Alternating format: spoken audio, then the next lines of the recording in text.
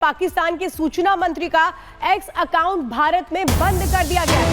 अताउल्लाह तरार का x account Bharat में बंद किया गया है।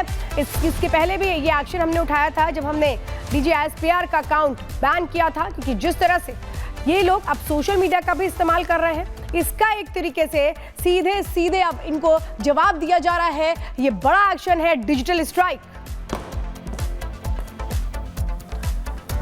तो पाकिस्तान के सूचना मंत्री हैं ये, एक्स अकाउंट भारत में बंद किया गया है, क्योंकि इनकी पूरी कोशिश होती है कि कैसे एक्स अकाउंट के जरिए ये एक प्रोपेगेंडा फैलाने की कोशिश कर सकते हैं भारत के खिलाफ, लेकिन हर मंसूबे को भारत करारा जवाब दे रहा है। अताउल्लाह तरार है नाम, एक्स अकाउंट को भारत में बैन किया गया। इसके पहले हमने देखा था DGSPR के अकाउंट को भी बैन किया गया था, और साफ तौर पे ये भारत की डिजिटल स्ट्राइक है।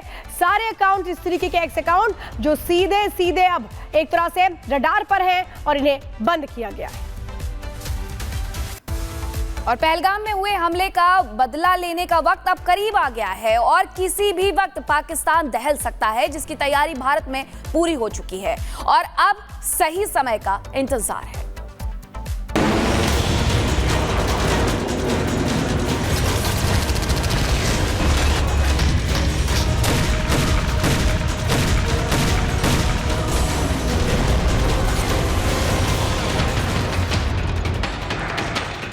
बस थोड़ा इंतजार और फिर दहल उठेगा पाकिस्तान। हो चुकी है तैयारी, पाकिस्तान पर अब है हमले की बारी। भारत लेगा बदला, आतंकिस्तान का होगा खात्मा। सेना को खुली छूट मिल चुकी है, तैयारी पूरी हो चुकी है। अब इंतजार है सही समय का, जब पाकिस्तान को पहलगाम हमले का जवाब मिलेगा। पाकिस्तान के हुक्मरान हाफिज सईद को कहीं भी छुपा लें, कहीं भी तहखाने में छुपा हो मसूद अजहर, पहलगाम हमले में शामिल हर आतंकी की कब्र खुदकर रहेगी। ये हमला सिर्फ निहत्थे पर्यटकों पर नहीं हुआ है, देश के दुश्मनों ने भारत की आत्मा पर हमला करने का दुस्साहस किया है। जिन्होंने ये हमला किया है,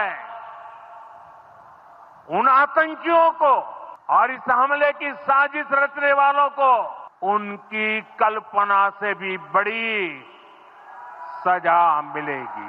अब आतंकियों की बची खुची जमीन को भी मिट्टी में मिलाने का समय आ गया है। ये सिर्फ चेतावनी नहीं है, बल्कि वो तबाही है जो धीरे धीरे पाकिस्तान की ओर बढ़ रही है, जिससे आतंक को पालने वाला पाकिस्तान थर्रा उठेगा। पाकिस्तान भी ये जानता है कि कोई भी रात उसके लिए अंतिम रात साबित हो सकती है। समूचा देश एक साथ खड़ा है, एक भी आतंकी बख्शा नहीं जाएगा। पहलगाम हमले के एक एक गुनहगार का चुन चुन कर सफाया किया जाएगा। भी आतंक फैलाने वालों को कहना चाहता हूं कि लड़ाई का अंत नहीं है, एक मकाम है। हर व्यक्ति को चुन चुन कर जवाब भी मिलेगा, जवाब भी लिया जाएगा। पीएम मोदी, गृह मंत्री अमित शाह के साथ रक्षा मंत्री राजनाथ सिंह भी साफ कर चुके हैं कि सिर्फ पहलगाम हमले के आतंकियों का पता नहीं लगाया जाएगा, उन लोगों पर भी खतरे की सुई मंडरा रही है, जिन्होंने पर्दे के पीछे रहकर इस नरसंहार की खूनी स्क्रिप्ट लिखी थी।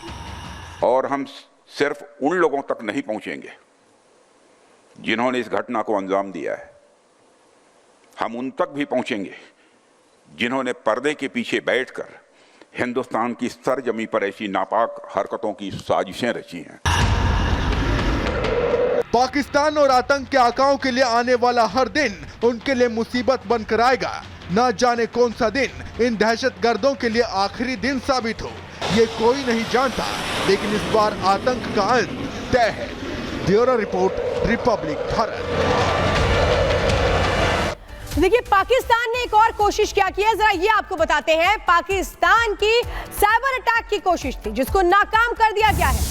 यानी पाकिस्तान को ये बता दिया गया है कि कोशिश कुछ भी होगी तो वो नाकाम ही होगी। सुरक्षा एजेंसियों ने साइबर हमले को नाकाम किया है, यानी पाकिस्तान किस तरीके से साइबर अटैक की कोशिश कर रहा था लेकिन उसको नाकाम किया गया है। साइबर हैकिंग की कोशिश हो रही थी पाकिस्तान की ओर से, लेकिन पाकिस्तान ये भूल चुका है कि जो भी कोशिश होगी, अगर वो साइबर अटैक भी करता है तो फिर उसका मुंह तोड़ जवाब दिया जाएगा। रक्षा सूत्रों के हवाले से इस वक्त की बड़ी खबर है, भारत ने हैकिंग की कोशिश को नाकाम कर दिया है। पाकिस्तान के साइबर अटैक की कोशिश थी, साइबर ग्रुप हॉक्स 1337 की कोशिश को नाकाम किया गया है। यानी इस ग्रुप के जरिए कैसे हैकिंग की कोशिश हो रही थी उसे नाकाम किया गया।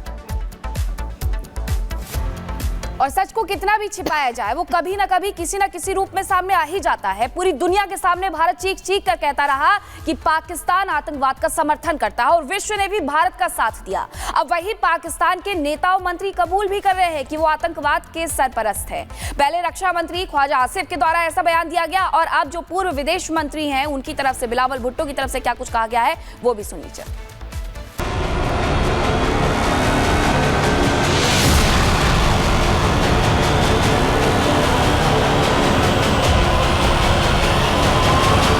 आतंकवाद ये वो शब्द है जो सिर्फ हिंदुस्तान को ही लहूलुहान नहीं कर रहा है, बल्कि इसकी धुरी में आने वाला हर देश जख्मी हो रहा है। आतंकवाद नाम की फसल जिस भी देश में अपने पैर जमाना शुरू करती है, वहाँ की नस्ल को बर्बाद कर देती है। और कुछ ऐसा ही पाकिस्तान के साथ हुआ है।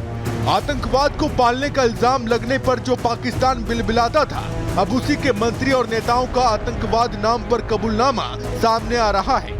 कहते हैं ना कि सच को कितने भी परतों में छिपा ले, कितने भी नकाब उड़ा दो, कितने तहखानों में बंद कर दो, एक न एक दिन 100 परतों को चीरते हुए वो सामने आ ही जाता है। कुछ ऐसा ही पाकिस्तान के साथ हो रहा है। पाकिस्तानी रक्षा मंत्री ख्वाजा आसिफ के बयान पर अब वहां के पूर्व विदेश मंत्री बिलावल भुट्टो ने मुहर लगा दी है। ख्वाजा आसिफ के बाद बिलावल भुट्टो का ताजा और सबसे नया आतंकवाद पर कबूलनामा सामने आया है। एक इंटरव्यू में बिलावल भुट्टो ने ऑन रिकॉर्ड बोला है कि पाकिस्तान का अतीत ही आतंक का रहा है। ये बात कबूल की है कि पाकिस्तान का अतीत आतंकी संगठनों से जुड़ा है। इतिहास चरमपंथ से जुड़े होने के कारण इसका नुकसान उठाना पड़ रहा है। हमने जो झेला है उसके परिणाम स्वरूप हमने अपने सबक भी सीखे हैं। हमने इस समस्या को हल करने के लिए आंतरिक सुधार किए हैं। ये सच है कि आतंकवाद हमारे इतिहास का एक दुर्भाग्यपूर्ण हिस्सा है। इससे पहले ख्वाजा आसिफ ने कहा था कि पाकिस्तान पिछले 30 साल से आतंकवादियों का समर्थन कर रहा है। हमारी सेना उनको ट्रेनिंग भी देती है। अमेरिका, ब्रिटेन और पश्चिमी देशों के लिए ये गंदा काम करते रहे हैं। वो एक गलती थी और हमें इसके लिए भुगतना पड़ा।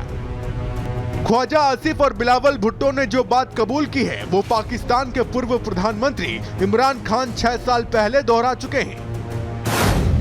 साल 2019 में इमरान खान ने कहा था कि पाकिस्तान में 30 से 40 हजार आतंकी मौजूद हैं और इनको पाकिस्तानी सेना ने ही तैयार किया था। आतंक को अपनी औलाद की तरह पालने वाले पाकिस्तान में हर सियासतदान जानता है कि अपनी पॉलिटिकल कुर्सी को बचाने के लिए उसे आतंक की बैसाखी की जरूरत हमेशा रहती है। आज पाकिस्तान अपाहिज भी आतंकी बमों से हुआ है तो नासूर दिखा दिखा कर सिंपैथी लेने की कोशिश में बैठा है। चेहरा इमरान का हो, ख्वाजा आसिफ का हो या फिर बिलावल का, सबकी जुबान पर कभी ना कभी तो सच बोलती ही है। और पाकिस्तान का सच तो यही है कि आतंक के बारूद पर बैठा पाकिस्तान अब अलाव भी जला रहा है। Bureau report, Republic Bharat. तो इस बीच आपको बताते हैं कि जो फारूक अब्दुल्ला है वो क्या कह रहे हैं। वो कह रहे हैं कि जिस तरीके से पाकिस्तान ने हमला किया है, पाक में ही मौजूद है पहलगाम के साजिशकर्ता। वो कह रहे हैं कि लोकल्स की मदद ली गई है। और लेकिन बहुत बड़ी बात जो कही गई है फारूक अब्दुल्ला की ओर से कि देश प्रधानमंत्री मोदी के हाथों में सुरक्षित है। क्या कहा है सुनिए। ये चीजें हो सकती हैं जब तक कोई इनका साथ नहीं देगा। वहां से आए, किस तरह आए।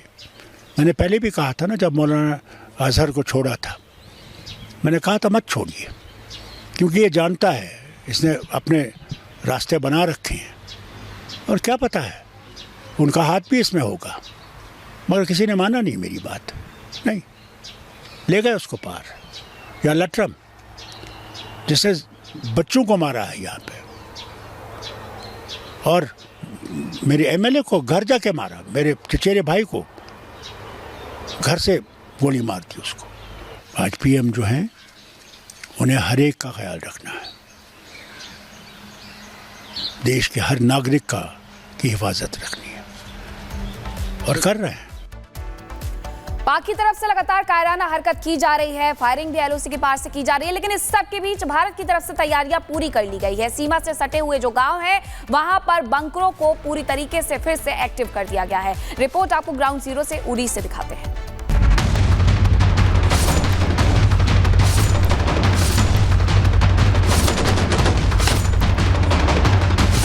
पहलगाम में हुए आतंकी हमले के बाद से देश के अंदर बदले की आग धधक रही है, प्रतिशोध की ज्वाला उठ रही है, और भारत का ये विकराल रूप देखकर पाकिस्तान के हुक्मरान और वहां की सेना दहशत में है। और यही वजह है कि ये लोग अपने नापाक इरादों को फिर से अंजाम देने की कोशिश में लगे हुए हैं। सरहद पार से पाकिस्तान लगातार सीज फायर का उल्लंघन कर रहा है। लगातार 8वें दिन पाकिस्तान ने फिर से सीज फायर तोड़ा और कश्मीर में फायरिंग की। उरी में भी पाकिस्तानी सैनिकों ने गोलियां दागी, और इस नापाक हरकत का भारतीय सैनिकों ने भी मुंह तोड़ जवाब दिया। लेकिन बात अब जम्मू कश्मीर के अवाम की सुरक्षा की है। ऐसे में उरी में कश्मीरी लोगों की सुरक्षा के लिए कदम उठाए जा रहे हैं, जिसके लिए वहां बंकर तैयार किए गए हैं, जिसमें लोग सुरक्षित रह सकें। जहां पर मेरी मौजूदगी इस वक्त है, मेरे पीछे जो देख रहे हैं आप, ये छोटा सा बंकर है। दूर से देख के लगेगा आपको कि सिर्फ ऊपर पत्थर ही पत्थर है, और ऊपर एक छोटा सा घर बना हुआ है जहां पर परिवार रहता है। कुछ ऐसे ही परिवार आसपास भी रहते हैं, लेकिन घर के नीचे ये बना हुआ बंकर है, जिसके अंदर हम जाने की कोशिश करेंगे और समझेंगे कि आखिर इसके अंदर बचने को लेकर के क्या कुछ बनाया गया है और क्या सोच के बनाया गया है। तो सीढ़ियों से नीचे उतरते हुए मैं आ रही हूँ अंदर, और ये देखिए मेरे कैमरा पर्सन अजय भी अंदर की ओर आ रहे हैं। इनके पास लाइट है क्योंकि बंकर में फिलहाल लाइट नहीं है। और ये देखिए अंदर स्पेस है, प्रॉपर स्पेस है। 50 से 60 लोग बड़े आराम से यहाँ पर आकर के छिप सकते हैं, रह सकते हैं। एक बल्ब लगाया गया है, और यहाँ पे देखिए कुछ ऐसे मजबूत बंकर है जहाँ पे ऊपर सिर्फ और सिर्फ पत्थर की पूरी शैडो है। इसके ऊपर भी एक घर बना हुआ है, इसके बगल में भी घर है, और इसके अंदर भी देख रहे हैं आप कि प्रॉपर ये जो देख रहे हैं आप ये बंकर है। और युद्ध के जब भी हालात बनते हैं तो ये बंकर बहुत काम आते हैं एक शेल्टर के तौर पर।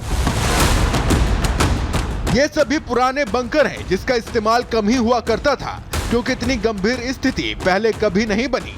और जब पाकिस्तान की तरफ से लगातार सीज फायर तोड़ा जा रहा है, ऐसे में इन बंकरों में सुरक्षा व्यवस्था को दुरुस्त किया जा रहा है, और वो तमाम सुविधाएं मुहैया कराई जा रही हैं, जिससे ये लोग फायरिंग के वक्त खुद को बंकर में सुरक्षित रख सकें।